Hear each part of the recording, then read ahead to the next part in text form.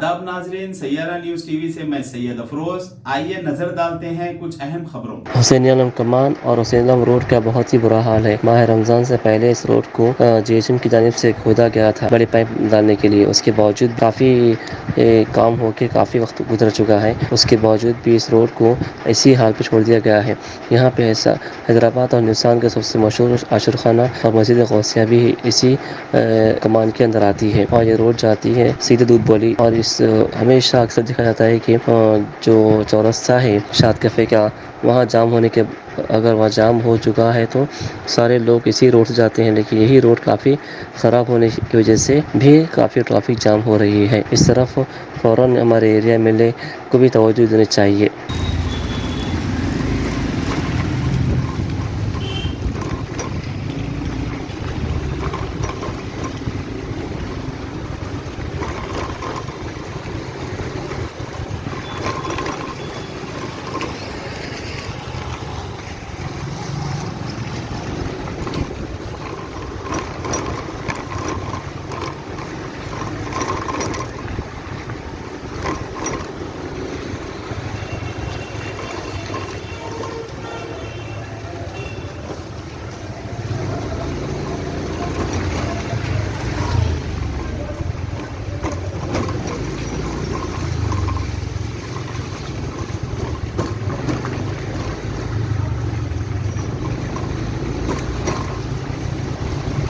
जैसा कि आपने देखा नाजरीन, क्या हो रहा है देश और दुनिया में। इसी तरह के लेटेस्ट न्यूज़ देखने के लिए हमारे चैनल को सब्सक्राइब करिए, लाइक करिए, शेयर करिए और हमें दीजिए इजाज़त।